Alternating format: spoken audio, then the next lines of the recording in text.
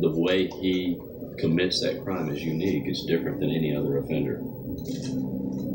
Young noted that this killer acted with extreme rage, but no sign of panic. What really struck me behaviorally was this offender, unlike a lot of others, spent an incredible amount of time in that house going through everything.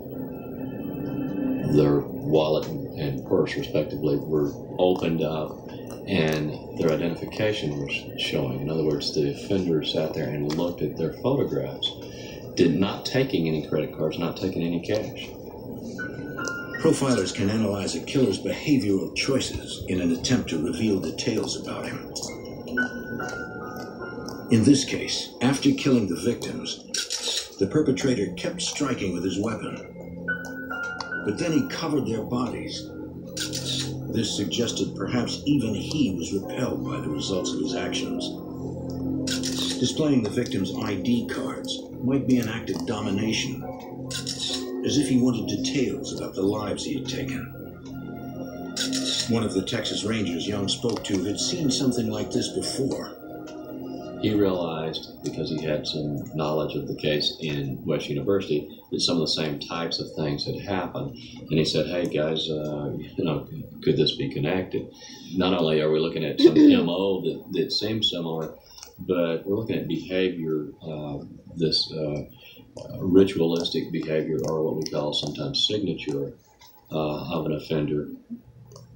If there was a connection between the two cases, the forensics lab would find it.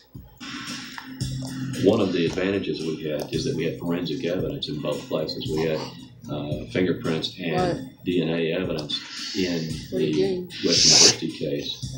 We also had DNA evidence at the Weimar location.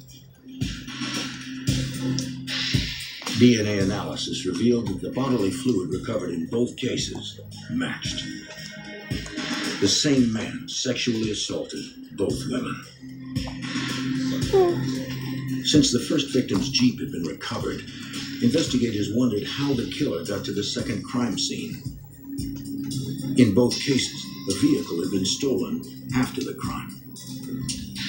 That would have meant, traditionally, that somebody had to bring the person there, or that they were somebody from close by.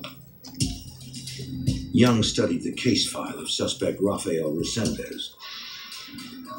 There was information already in that fugitive investigation indicating that Resendez got around by train.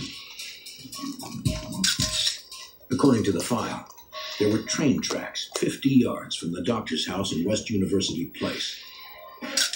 We turned around and looked. There's a train track immediately across the street from the Weimar location. With the two cases directly connected, investigators believed Rafael Resendez was a ritual serial killer. The manner that he did these crimes is somewhat evolutionary.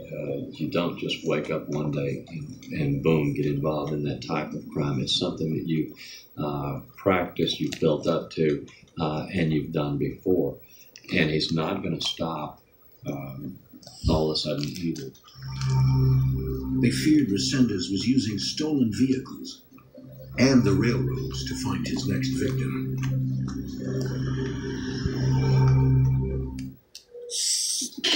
Cancer doesn't care who you are, where you're from, or how old you are. I will save cancer. I'll beat you up.